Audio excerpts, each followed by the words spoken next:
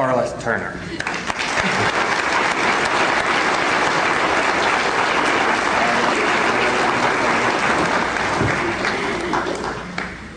So that's what it looks like from up here.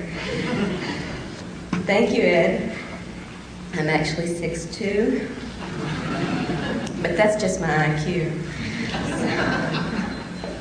And good morning, everyone. I want to thank Ellen and Monty and the rest of the Austin MUFON organization for being such wonderful hosts for my husband and me. And this is our first time to participate in a MUFON conference, so you're making a very good impression.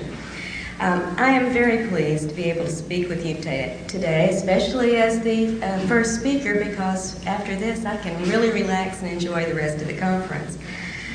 The topic of my presentation is the alien-human abduction agenda, and I think it's such an important one I'm ready just to jump right in, but I think there are a few of you who may wonder who I am and why I'm up here, so perhaps I ought to introduce myself. I'm an abductee. And I use that term because I have been forcibly taken and controlled by non-human entities, which makes this an alien abductee situation. Now, some of you may know about the experiences my family and I have endured. I've recorded those in Into the Fringe, which Berkeley published in 1992. And it focuses most intensely on the period from 1987 through 1990, when we were forced to become consciously aware of the alien encounters that we've been having ever since childhood. And it also relates much of what we learned about earlier encounters through a lengthy investigation in conjunction with the researcher Barbara Bartholick. But I did have a life before Fringe that was very happy, very fulfilling, and I think reasonably normal considering the fact that I came of age in the 1960s and the hippie generation. I do have a provocative little theory about the relationship of the hippie generation to the abduction phenomenon, but I think that's going to have to wait for another presentation. In my 20s, I traveled around the world, and yes, I did it with a backpack. I married, I had a son, and I managed to earn a couple of degrees along the way. I got a bachelor's in English from California State University in Sacramento. And I received and I know this sounds a little strange, but I received a master's in American Studies from the University in Nottingham, England. They have a different view. It was a very unusual course. In my 30s, I settled down a little bit more, and I continued to raise my son. I also managed to earn a PhD in English while teaching college for 12 years. My son is now grown. He holds a master's in physics. He's married and raising his first child, so there is sweet revenge in this world. My husband and I was divorced and remarried in the late 1970s. My husband and I have moved in the last 3 years to rural Arkansas, where we live deep in the woods on a mountainside near the Arkansas River. And outside of ufology, which for me is anything but a hobby, I do have other interests and activities. I love visiting with my grandchild. I study the usefulness of the wild plants that grow on the mountainside where we live. I have a great deal of fun playing with my chihuahuas, and I enjoy the music and the concerts of Bruce Springsteen. So I do have some other interests here.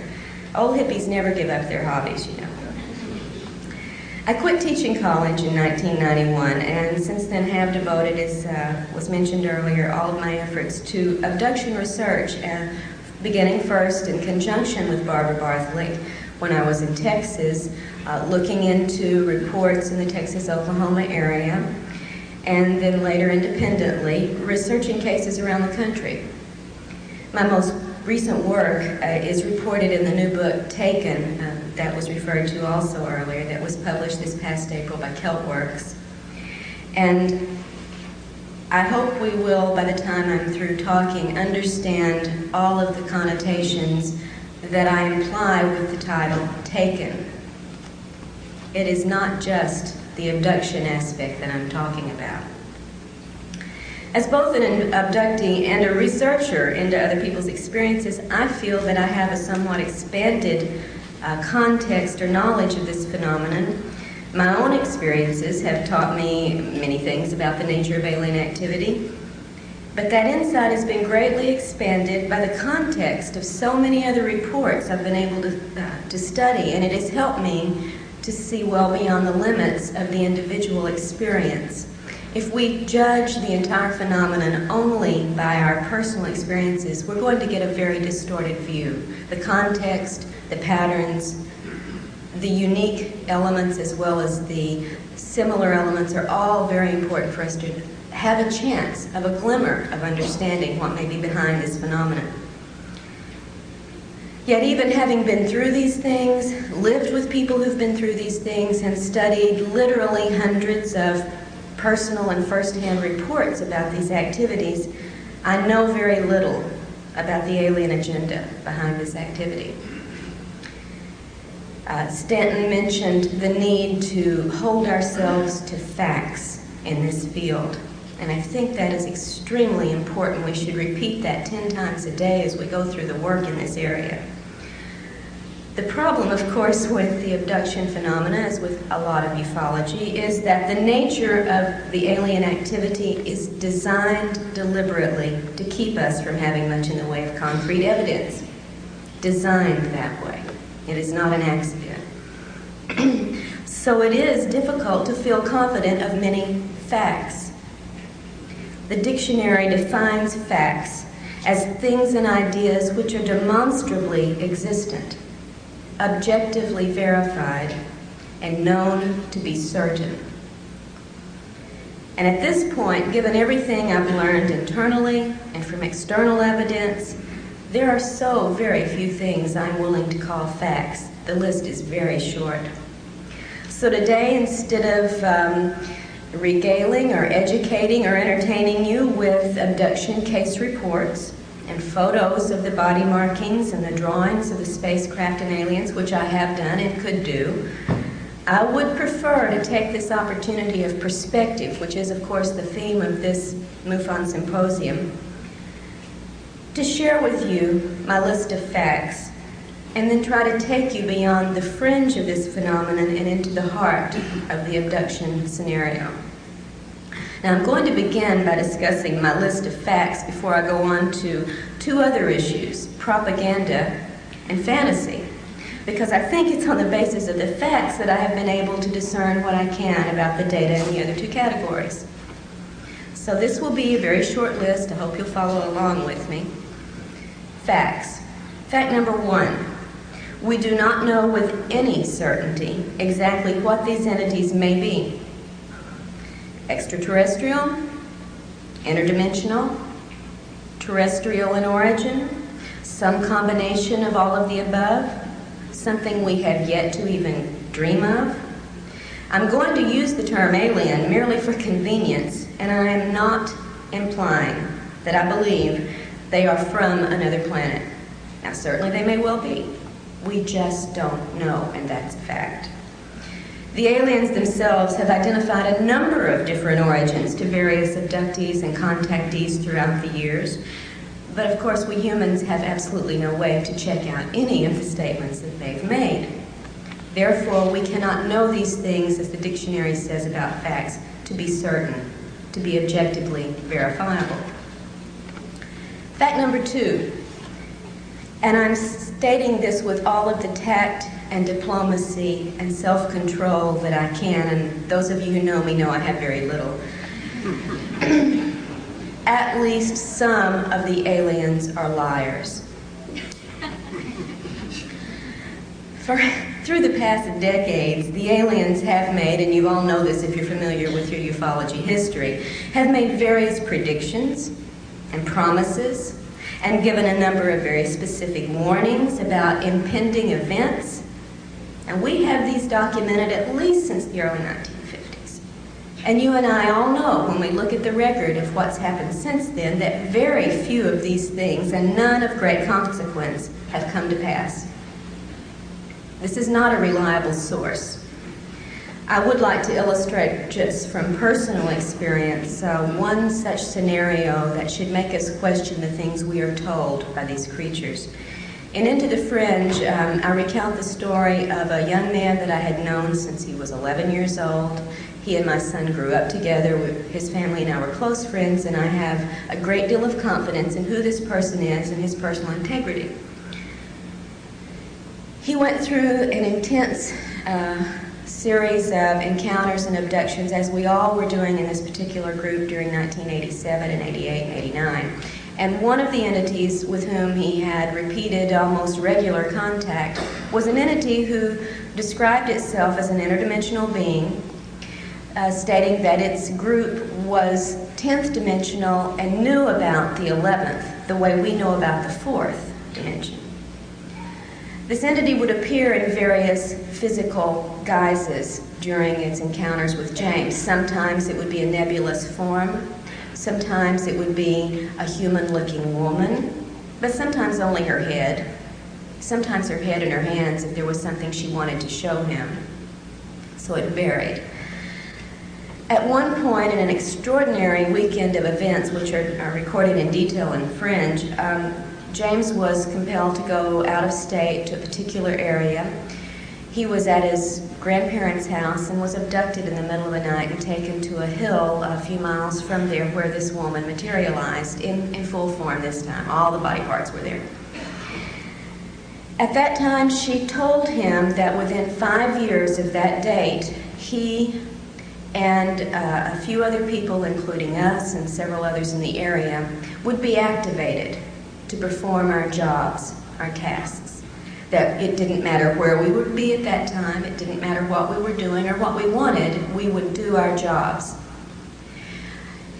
The woman told him he would know this was true because she was going to give him a series of predictions of events that would come to pass from this date through the 5-year period. And she began by telling him about a situation that was occurring right that moment, several states away, with people he knew, so he could check this out to see if it was true. He certainly did. We all checked it out, and it was exactly true. What the woman had told him going on in the other states actually had happened, was verifiable. Of course, this made of James a believer. James was a valedictorian in a private prestigious school. He had a career ahead of him where the sky literally could have been the limit. But the woman had told him in 5 years, you will be turned on to do your job. It doesn't matter what you're doing or where you are. And you will know this is true by the things that occur.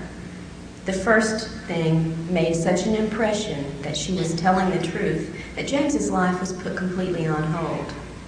He dropped out of college, he gave up his plans for a career, his personal relationships became irrelevant, and he thought, I've only got 5 years, I should party, I'll make enough delivering pizza on a part-time basis that I can do the things I need to do before they take me over. Of course, none of the rest of the events occurred, but his life was effectively altered to his detriment by the lies that he had been led to believe. And you know, the best way to get someone to believe a lie is to sandwich it between a few truths, which is what, of course, the woman did. The 5 years, by the way, ended in August of 1993, and we're all still doing what we want, where we want, and we're not doing our alien jobs. The aliens have given a number of stories to people throughout the years about who they are, where they're from. And we have a list, if you compile this, and at one point I think I tried to, a list of planet origins for these beings that include everything from the planet Lanakane to Banlon. They also have given us a variety of explanations as to why they're here and why they perform certain procedures. Often, however, these explanations are contradictory. And without going into a great deal of detail, I will point out just one example. I report on this in the book Taken. Several people, abductees, that I have personally worked with, have been shown cloned bodies aboard craft or in facilities. And we'll talk a little bit more about the details of these in a moment. Just for purposes of the deception and the lying capability, I will use this little story. Pat, who's one of the cases in my book, was shown a copy of her body that was in storage with a number of other human bodies. She was told it was for the resurrection. And now if you know your Bibles, you know when the resurrection comes, we will all get new bodies. Pat was raised in a very simple Christian fundamentalist background. The aliens, throughout their encounters with Pat and her family, had used the religious symbolism to bond with the family and to instill confidence in them. They'd even had Jesus beam into the room at one point when the Grays were abducting the grandmother and say, "It's okay, they're with me." Pat was told that this body, this cloned copy, would be her new body for the resurrection, and this was extremely moving and religious for this woman. However, another woman, also reported on in the book, was shown a copy of her new body in an entirely different scenario, of course, and was told, in fact, if she didn't cooperate with the agenda the aliens had picked out for her, she could be replaced with that body and nobody'd ever notice the difference. And in a third case, we actually had that occur on a temporary basis. A woman was abducted on her way to work and shown on a viewing screen her clone going to work in her place, and nobody knew the difference. So, are these bodies for the resurrection, blessed by God Himself, or are they threatened potential replacements? Aliens didn't get their stories quite straight in those cases. Fact number 3. In encounters, the human's perceptions are controlled, as are the human's conscious memories. Now, you already are very familiar, probably from the work of Hopkins and Jacobs and others, with the concept of screen memories, especially at the onset or at the conclusion of an abduction event, right? Someone may see a strange owl instead of the E.T., or a little gray rabbit by the side of the car instead of an E.T., or a beautiful deer, whatever. We're familiar with these screen events. What we may not be familiar with is the fact that the screen techniques go well beyond such temporary uses in the phenomenon. And we'll talk about that a little more later also. We're talking about control in fact number 3. It's also a fact that the perception of pain can be controlled and is controlled during these encounters with the particular abductees, as are feelings of physical pleasure, often sexual pleasure. And, of course, the human's emotions are also controlled during these encounters. The fact is, you are in control of these creatures during every encounter, to some degree, more or less, normally more. Fact number 4, false memories can overlay and disguise the actual events of an encounter. And even with regressive hypnosis, the abductee may recall false scenarios. I'm not talking false memory syndrome, as so much has been ballyhooed lately in the press. That's not what I'm talking about. The abductee can recall false scenarios, even under regressive hypnosis, unless some effective method is used in the hypnotic process to help the abductee bypass implanted illusions. Some of you have heard me talk before. Remember an illustration of this concerning a woman named Joy, who in the 1970s had an encounter, a missing time and relocation episode in California. Was driving in one town, 2 hours later she's in another town, has no idea how she's gotten there. She's crying, she's in hysterics, and she feels totally abandoned and betrayed. 20 years later, when additional incidents occurred and finally compelled Joy to seek out some help to find out what was going on in her life, one of the events that she looked at under hypnosis was this 2 hours of missing time in the early 70s. She recalled in the initial stage that she was taken aboard a craft and brought by a regal and awe-inspiring figure who looked like the king and had on the robe and was very much in charge, into a room much like this, stood before a podium much like this, gazed out into an audience of wonderful smiling little grays, not at all like this, thank God, and was given a book and told to read this book to the audience. She looked at the book, and it had blue symbols or figures on it that she had never seen, and she said, "I can't read this. I don't know what these symbols mean." And she was told, just put your hand over each symbol, you'll receive the impression, and then recite what you received to the audience. So Joy did this, and she would touch each symbol, and as she did, she would mentally receive a very warm, uplifting, wonderful spiritual message, which she would then recite to her audience. And she went through doing this, said the response she got was one of such love, such overwhelming acceptance. She was really awestruck by the experience. When the hypnotist asked her to move forward, there was a jump, a gap in her story, and suddenly she's back in the car, crying, hysterical, and feeling very abandoned and betrayed. Now, as you know, that doesn't match up. There's a discrepancy between the emotional state she was in the car and this wonderful, awe-inspiring spiritual experience she had recalled. I think you'll agree they don't match up. The hypnotist noticed this, noticed the gap, and asked Joy to first program her mental computer to perceive only the truth, and second, to back up to maybe 5 or 10 minutes before she was in the car. When she did, Joy found herself in an extraordinarily different situation. She wasn't reading a book to a loving and warm audience. She was naked, suspended in a beam or tube of light, being poked and prodded by a group of aliens who were using her much as a biological chart to explain, as we might to students, this is what this part does, this is what that is. And then she was put on a table, tilted at an angle, and was forced to endure some sexual intrusions. At this point, Joy, who could not move or talk, was mentally screaming to God and to Jesus, with whom she had very great faith, to help her, to save her, to make this stop. And when it didn't, and when she went through this for an extended period of time before being returned to her car, Joy came back a changed person. Abandoned and betrayed, she felt, by her God.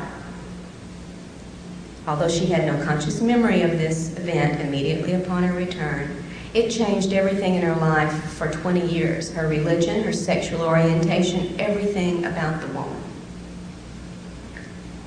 But without having the programming and help under hypnosis to see past illusion and perceive only the truth, Joy would have been one of those persons telling you how wonderful it was to be with the great alien brothers. She would have never known why the trauma and the after effects she carried for 20 years existed. Fact number 4 on my list is fact number 5. Given all that I've said so far, it is effectively a fact that abductees like myself and so many of you, while we report our experiences honestly and sincerely, we are really reporting alien-controlled information to the research community. As abductees, our situation is this: we can see the aliens, but we can't believe them. And we can't believe what we see them do. And I know this from personal experience as well as from a number of other investigated situations with very honest, very sincere people who are telling you, just as I have told and others have told you, what we honestly perceived as happening. We're being honest, but the illusions and false memories and distortions and controlled perceptions and emotions and responses that we had do not accurately reflect always what we really went through. Fact number 6, there's a serious element of human involvement in the abduction phenomenon, in addition, of course, to the very real alien participation. You all know, of course, about many abductees, reports of being monitored, harassed by human agents of some sort, cases of phone intervention, mail intervention, helicopter surveillance, etc. And I wish I had an hour just to talk about the human side of this phenomenon, which of course I don't. Now, in Into the Fringe, for instance, I did report about my husband's abduction and interrogation and threats by the military group in 1988. Similar, at the time, I had never heard of such a thing, and I found it even more disturbing than the alien encounters. Similar reports, though, have been made by a number of other abductees, some of whom I'm sure you're familiar with, such as Leah Haley's case, Alicia Davison in California, and some of you may be surprised to know Debbie Jordan. And part of her experiences reported a very similar human abduction and interrogation. It just never quite made it into print for some reason. In Taken, there are 4 more accounts of women whose lives have been intruded upon by what seems to be military human forces. And although I'm not at liberty, as so many of us aren't in this field where confidentiality is everything, to present to you the hard evidence that we have been able to gather in some of these cases, I am convinced by the evidence that we do have in a number of these cases, it's not an alien illusion of military. We've got names, dates, places, bases. It's real. Fact number 7. Whatever else it may be, the abduction agenda involves quite physical aims and procedures that tend to belie the idea of a primarily spiritual motivation on the alien's part. And much of what we see in these procedures goes well beyond the alleged aim of a crossbreeding program. If you think the aliens are only interested in making hybrid babies, then I invite you to figure out what these following procedures have to do with the process. First, you're aware of the various types of implants into numerous areas of the body, into the brain, through the ear, into the neck, into the spine, into the legs, the hips, and even in one man's fairly notable case, into the penis. Some of these implants have been seen on X-ray, CAT scan, and MRI. Some of them never show up. Some have been physically recovered. But so far as I'm aware today, and I do invite those who may know better to please correct me on this, whatever analysis has been performed on these objects has not given us any sensational new information. We still don't have any proof of what these things do in our bodies. What about the insertion of wires and tubes into abductees in the chest, in the kidneys, the ovaries, the wrists, the knees, and the feet, as well as the taking of human body fluids and the injection of unknown substances into the body in various locations? What about the brain operations, which in the statistics that I've been able to look at in a very general way without running them through the computer, seem to turn up as often, almost as often at least, as the reported taking of sperm and ova?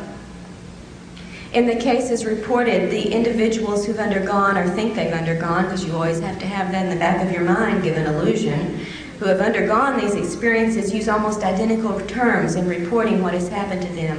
I felt like my head was opened up and my brain was taken out.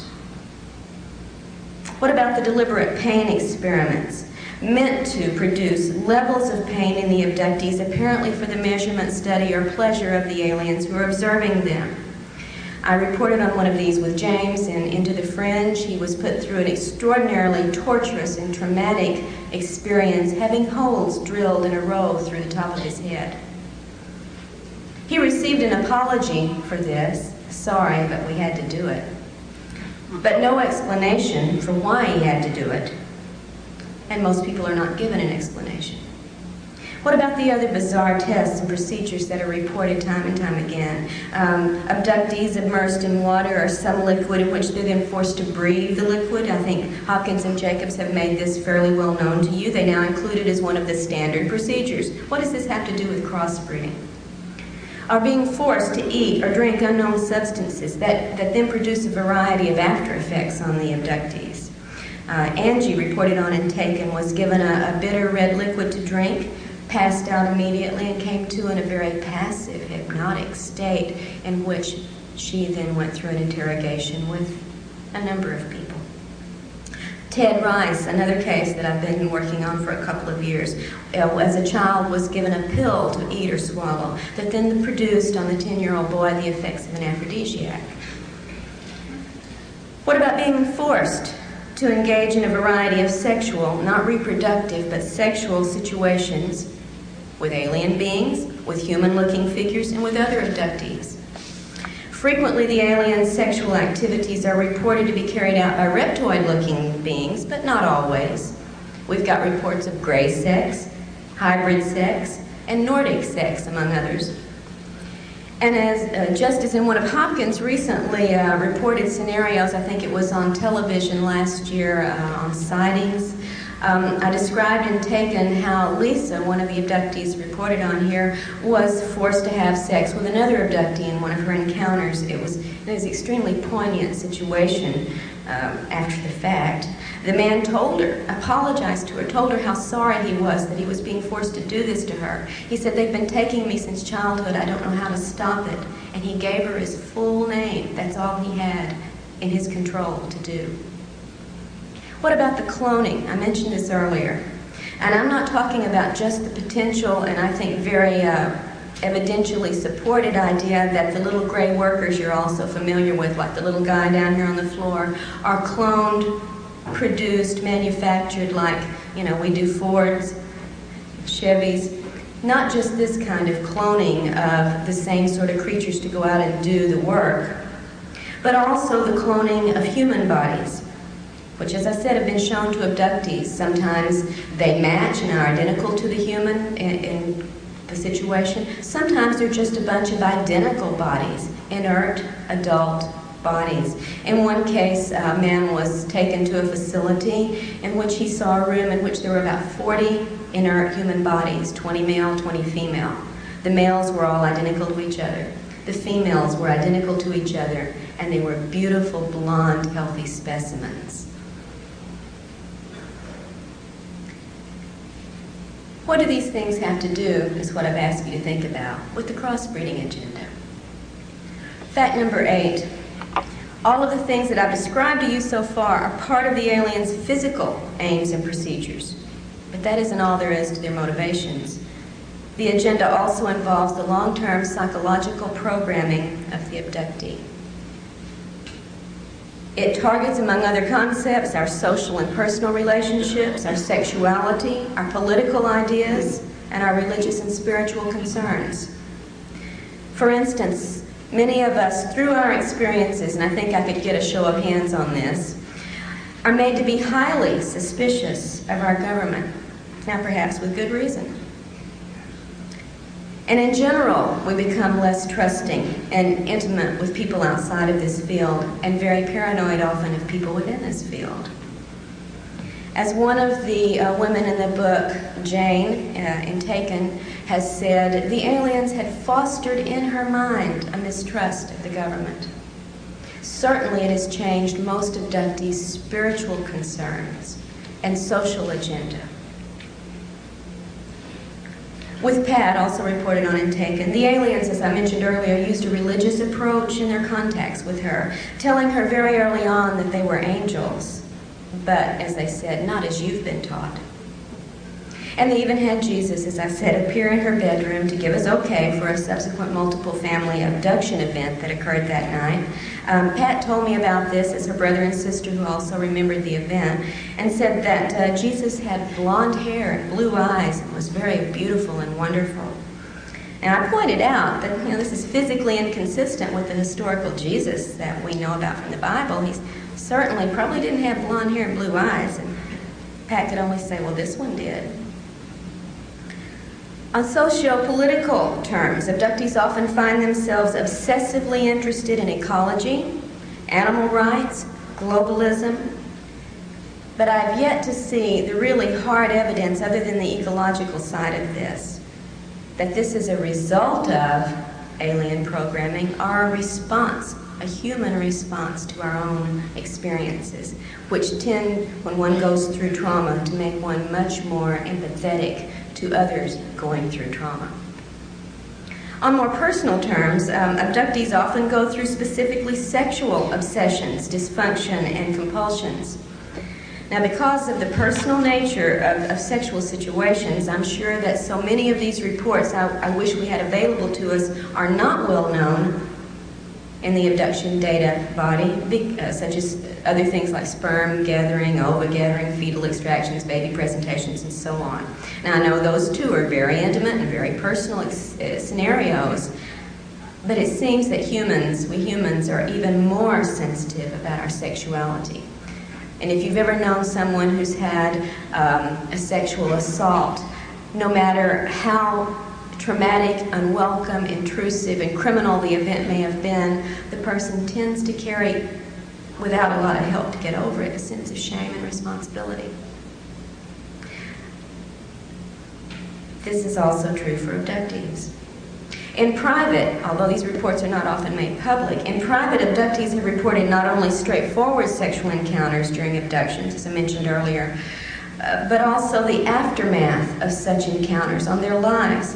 You might be surprised, and again you might not be, to know how many abductees report obsessions or compulsive masturbation after their experiences that they do not have control over. Overwhelming sexual appetites. Conversely, the loss of all sexual appetite or the fear of sex, as well as sexual obsessions with people the abductees normally would never be attracted to. Fact number 9. With their advanced technology, the aliens can create virtual reality scenarios that are usually absolutely real to the perceptions of the targeted abductee. Now, such capabilities have often been theorized and hypothesized and discussed in this field, but for me, they were confirmed in an extraordinary case, multiple case, that I have helped research for the last couple of years, involving an abductee named Ted Rice. This is the one story I do intend to tell in detail before going on. In the early 1990s, Ted was in Florida visiting an old friend named Marie, and she had also invited a third friend, a woman named Frances, as a house guest. Ted was in one room. Marie and Frances went to bed in twin beds in the other room. Shortly after going to bed, Ted heard his hostess Marie screaming, "Ted, come here quick." And he hopped up out of bed, ran down the hallway, and as he approached the other bedroom, he could see a blue glow coming through the open bedroom doorway. When he walked inside, he saw a very strange situation. His host, Marie, was pinned as far away, up against the wall, as far away from the bed area as she could, staring fixed at one of the twin beds in which Frances was still lying.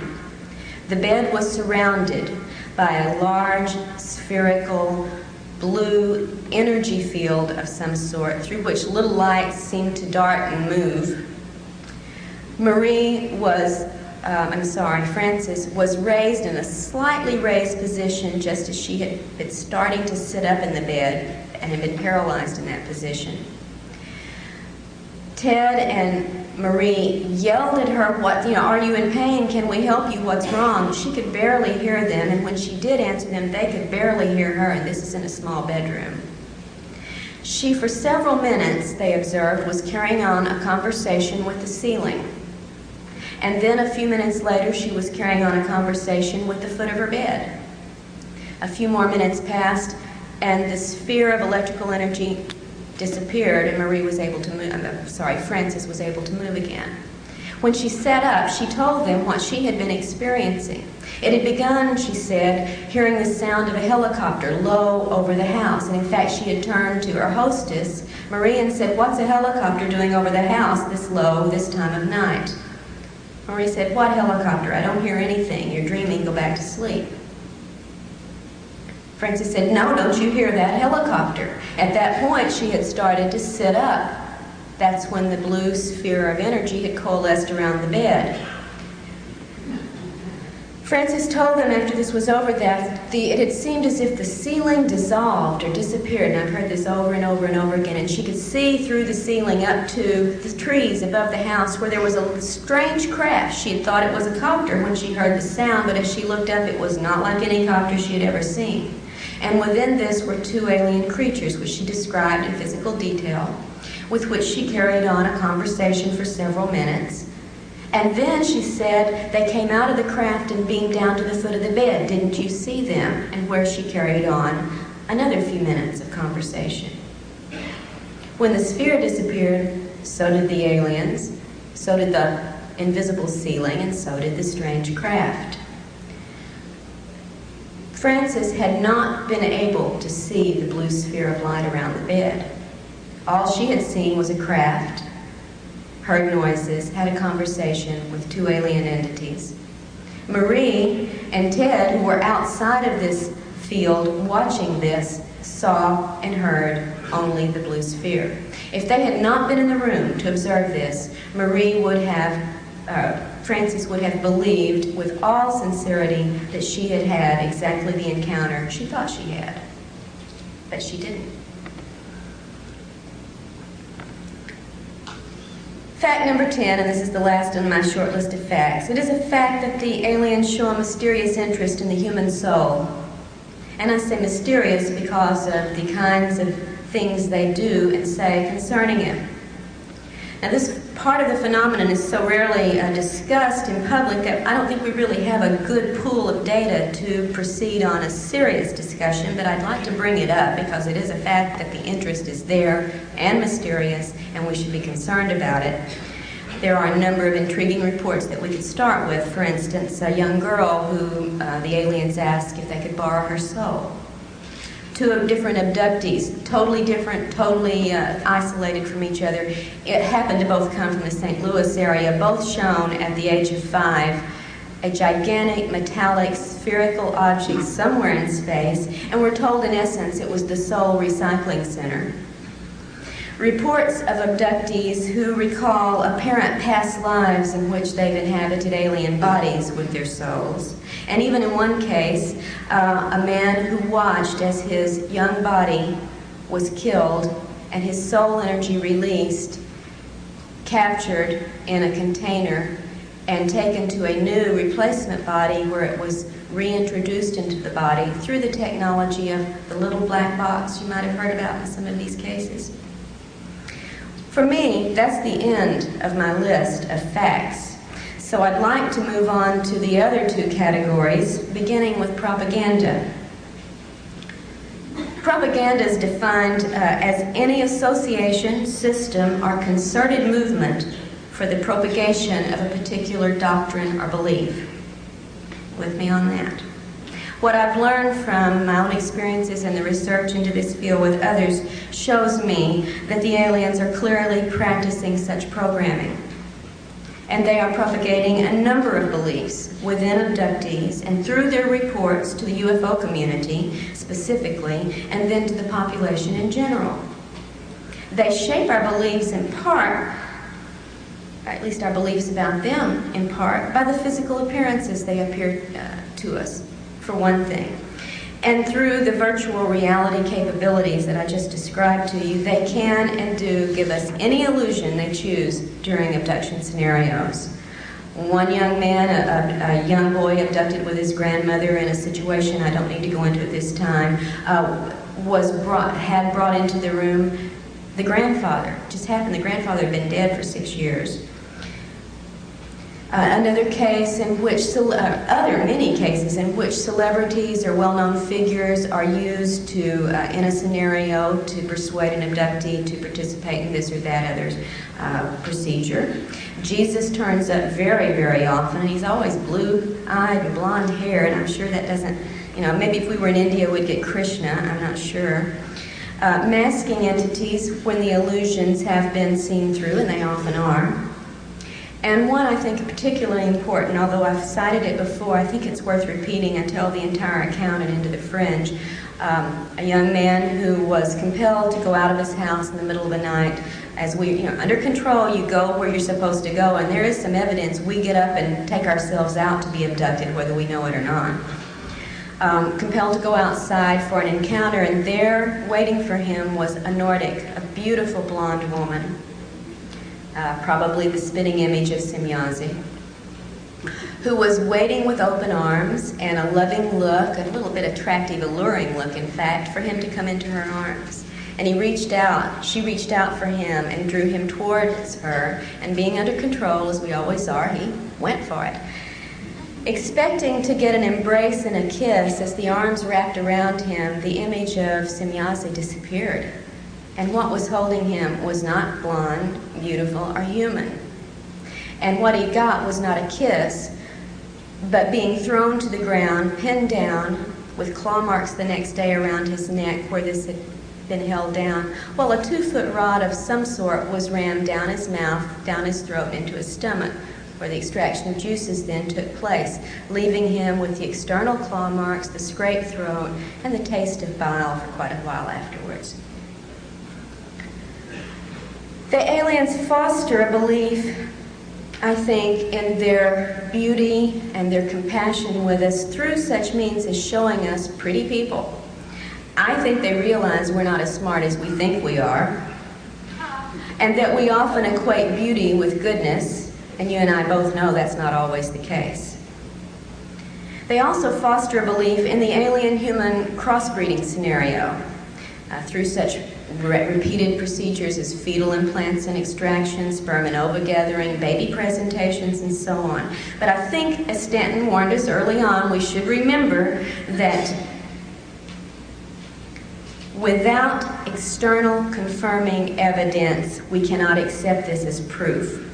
If we believe the aliens in our race can interbreed, however, it serves a lot of propaganda purposes. It makes us think we have some shared commonality, which makes us more receptive to their presence and activities. If we think we share offspring with them, this belief binds us to them even more so, just as royal marriages used to try to bind competing political parties when one wanted control over the other.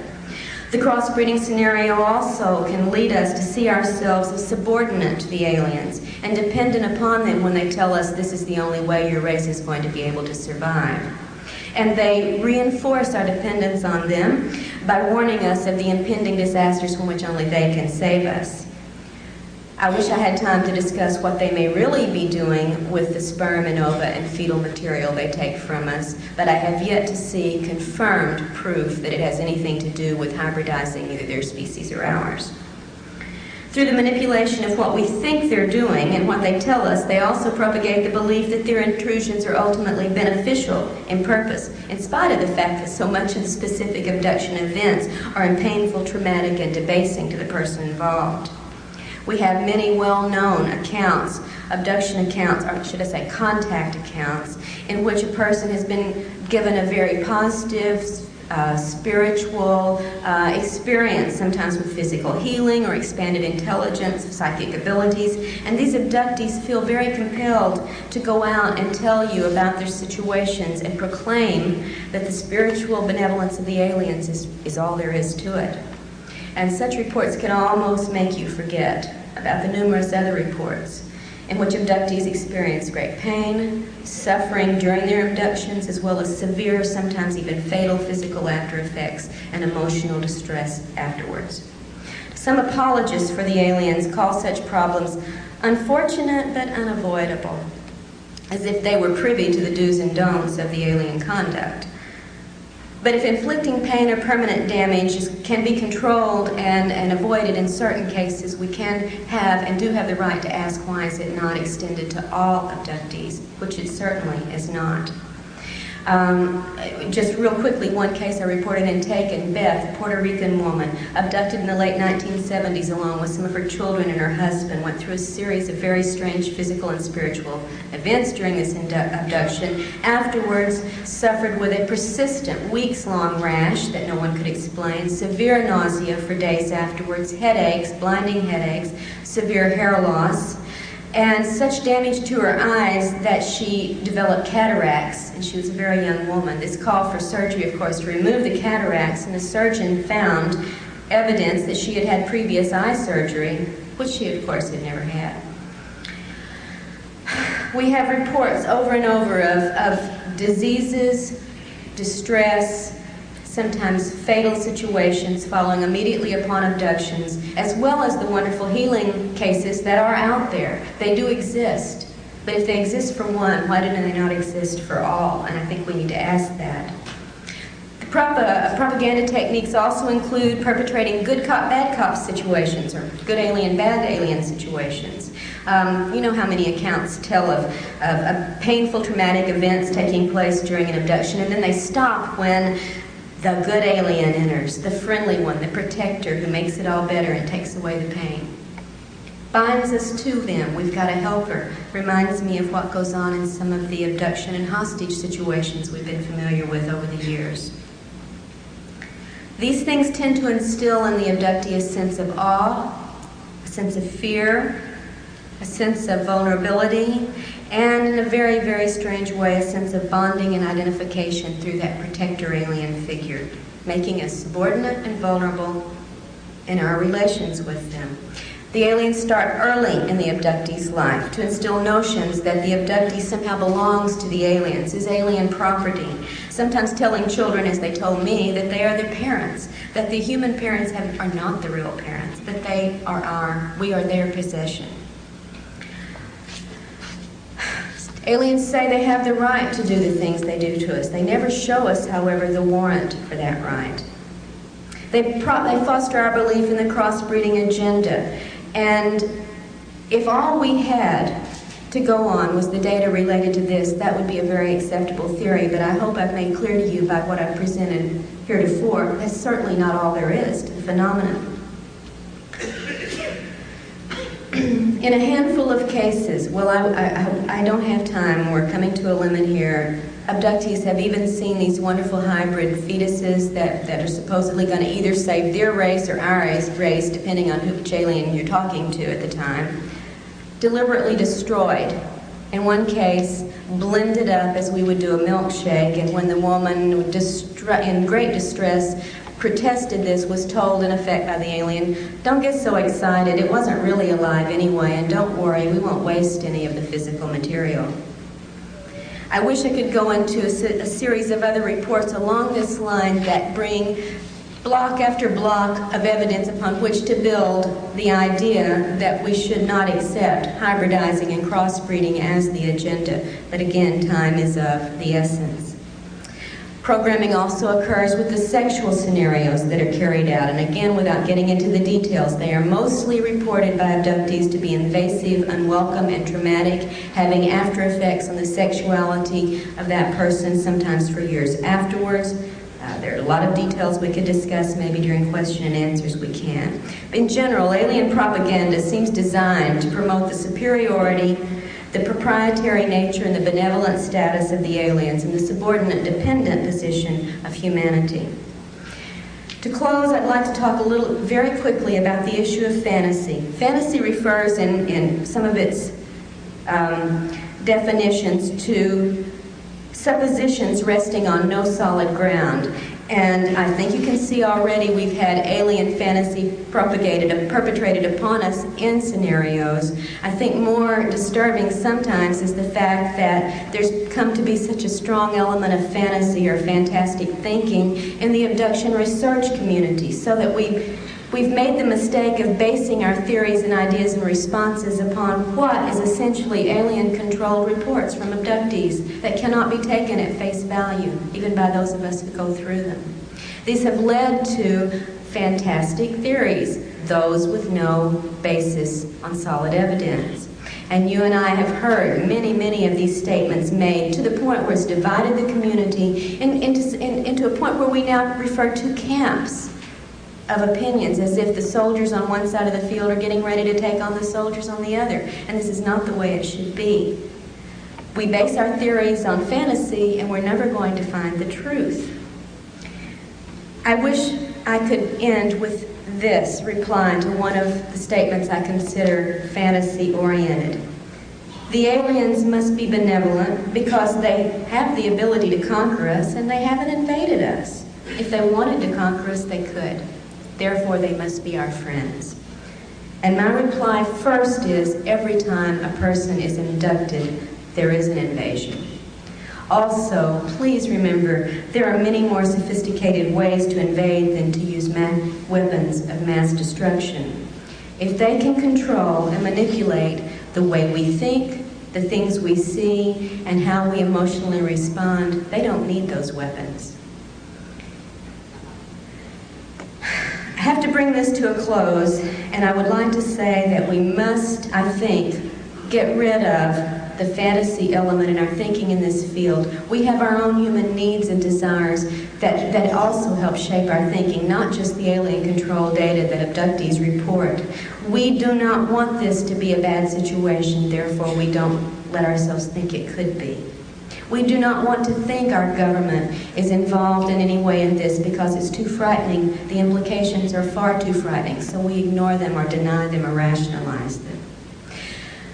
We feel so helpless sometimes to affect any change in the abduction scenario that we forego focusing on the big questions and resign ourselves in effect to abductee therapy, which of course is necessary, but it's not abduction research. The point is not so much learning how to live with the situation as it is finding answers to the questions of who in truth these beings are, why they're here, what technology they possess that allows them to implant and control us, to clone our bodies, to harvest our energy and our physical material, and to find out what our government knows about this agenda and what it may be trying to do about it, and why part of that involves intimidating, surveilling, and even abducting abductees. Now, I think these are the ideas now on 25th year anniversary of MUFON, when we have to look forward to where ufology should go. In the field of abduction research, these are the areas that I would advocate we concentrate our energies, in spite of whatever wishes, fears, and prejudices we bring into this. There is no room for fantasy in our thinking about the potential consequences of the alien presence. Thank you.